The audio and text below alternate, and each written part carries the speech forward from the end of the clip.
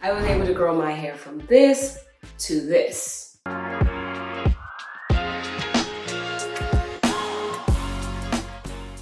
Hi guys, I'm AJ Watkins and I am the founder and CEO of All Natural Kinks. And welcome to the channel. Here we talk about hair tips from my personal experience. I also have a full hair care line with all types of products really geared towards hair growth and length retention. So you can click the link in the bio to check out all the hair care products. So let's get right into it, y'all. Figuring out why your hair is stuck at a certain length. Okay, here's the length I was stuck at. I couldn't figure out how to get past it. I didn't know what I was doing on my natural hair journey. I just knew that I wanted longer hair. I wanted to have the option of having longer hair, and I had no idea how to get there. I didn't know the steps. I didn't know what I needed to do. So I can relate, y'all. And I find that many Black women, their hair gets to a certain length and just doesn't seem to grow past it, right? And I was one of those women. I feel for many years, my hair just stayed at the same length and it did not seem to grow no matter, I feel like, what I tried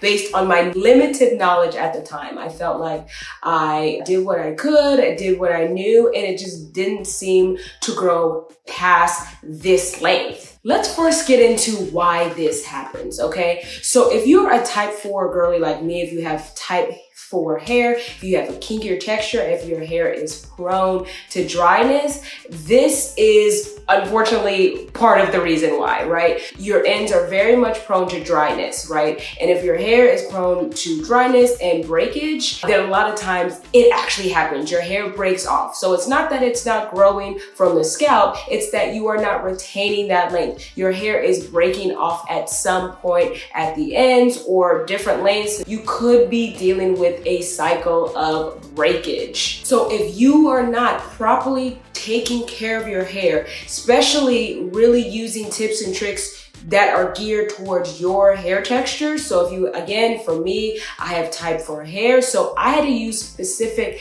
actual strategies to help me get my hair past a certain length, because again, our hair is more prone to breakage, and especially our ends, the oldest part of our hair. And so you may be consistently finding that your hair is not growing and it's stuck at the same length because you are not using the right process, the right products, those type of things for your hair, right? Okay, so let's talk about the major causes of breakage to really understand how we can get you all past that length and into the growth, into the length retention, into reaching those hair goals. First, let's really understand the 4 major causes of breakage. Number 1 is a lack of moisture. Type 4 kinky texture hair requires a lot of moisture, and if your hair is lacking that moisture, it's going to be more prone to dryness. And remember, y'all, dryness causes breakage. So if your hair is dry, it definitely has the potential to break off very easily. So some quick and easy ways to get moisture, right? So to get moisture, more moisture in your hair on wash day, you want to wash with a moisturizing shampoo. So this isn't going to strip all the oils out of your hair. If you get a lot of buildup and you need a clarifying shampoo, totally get that. Go ahead and use your clarifying, but use that alongside of your moisturizing shampoo. I personally like to combine my moisturizing shampoo with the clarifying shampoo to make sure, again, I'm cleaning my scalp, I'm cleaning my hair, but I'm also making sure I'm not stripping all the great oils out of my hair. So I combine them both. Here is the moisturizing shampoo that I use. You can actually find it on my website below, allnaturalkinks.com. Next, you want to follow up the shampoo with a deep conditioner. So you want to make sure you find a product, not just for conditioning, for deep conditioning, to really give your hair all the moisture that it needs. What I do is I use the All Natural Kinks deep conditioner, which again, you can find on the website, but then I also let that sit for about 20 minutes before I rinse it out. So I just find, you can do more, you can do less depending on what your hair needs. I find 20 to 30 minutes is plenty, but I make sure I sit under a shower cap or a hooded dryer, or have some type of treatment cap that's going to really allow it to sit and absorb all the great nutrients that your hair needs. Next, you want to make sure you have the moisture routine on point. So I'm talking after wash day, when you're waiting between your wash days, when you have those weeks, or 1 week, 2 weeks, 3 weeks, however long it takes for your next wash day, you want to make sure you're continuing to moisturize your hair in between those days. The moisture method that I like to use is I use a liquid-based product. I use a leave-in conditioner after that, and then I seal everything in with a shea butter or some type of butter product. Butter seems to work better with my kinky textured hair. If you have a little bit of a looser curl pattern, or if butters are a little bit too heavy, you can use an oil to seal that in there. But I find that using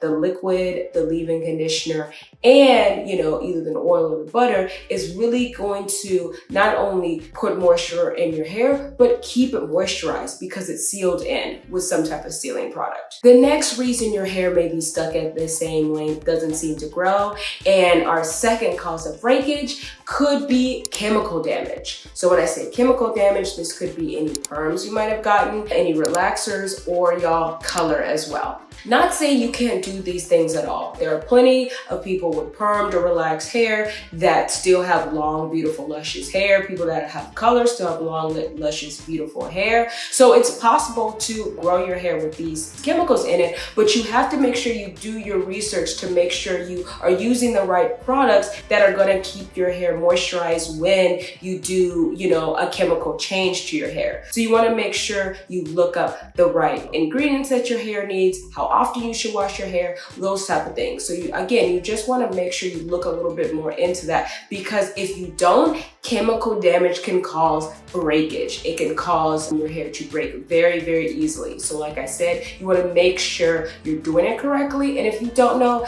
ain't nothing wrong with getting it done by a professional. Ain't nothing wrong asking a professional for a little bit of help. Because like I said, you don't want that to be the cause of your break. Number 3, y'all, is physical damage. Okay, so something you did to your hair causing it to break, right? So let me break that down a little bit. This could be caused by over manipulation. So you are combing, you are manipulating your hair, you may be doing braid outs every day, you may be somehow hands are in the hair a little bit too much, and your hair is like, ma'am, please let me be. So protective styles have worked for me. They have done wonders for me. I find what works best is if I keep a protective style in for 2 to 4 weeks before I put my hands back in it, detangling and do all that other stuff. I use a protective style that I can use 2 to 4 weeks in order to really just let my hair do its thing, let it grow, let my length retain, and I find that really helps to prevent breakage. Also within the physical damage category, you really need to be careful on how you are detangling your hair, even on a wash day. Even if you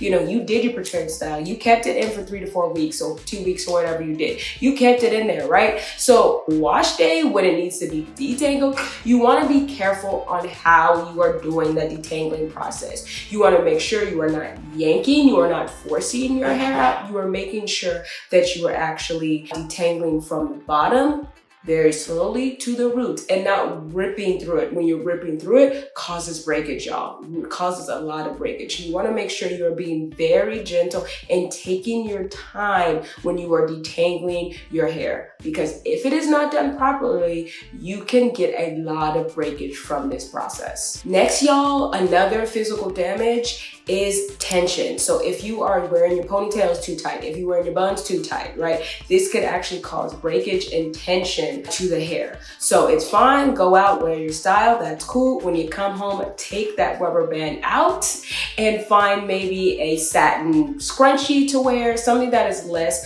tension on the hair before you go to sleep. Don't just wear it the whole day, just wear it when you need it and go ahead and take that off. And if it's too tight, then you should lessen the tension of the style in general. Another way that tension can be caused is if your protective style is actually too tight. So if your braids are too tight, your twists are too tight, it can cause a lot of tension on the hair. It can actually cause breakage, right? So you want to make sure that your style that you're wearing, again, braids, twists, like I said before, like buns with a rubber band, you want to make sure it's not too tight, that it's actually breaking off and causing the opposite of what you want it to do, which is protect your hair. The last, y'all, is nutritional and dietary deficiencies. So if you are lacking something in your diet, it can definitely have an effect on your overall hair health in general. Here are a list of foods that are great for your hair health. Incorporating these foods into your diet, this can have a really great effect on your hair health. Another thing with that same, nutritional, what's important for your body is water, y'all. Water, water, water. I talk a lot about hydration with the hair, but you also want to hydrate by drinking water. So we can put all the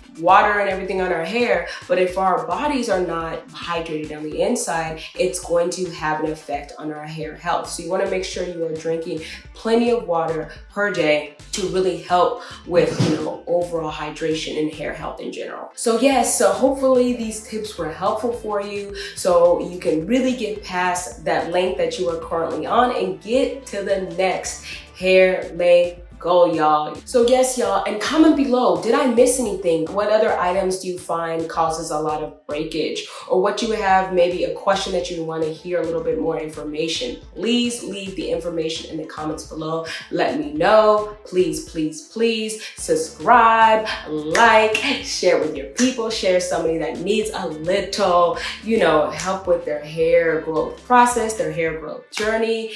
And yes, I appreciate you all so, so, so much.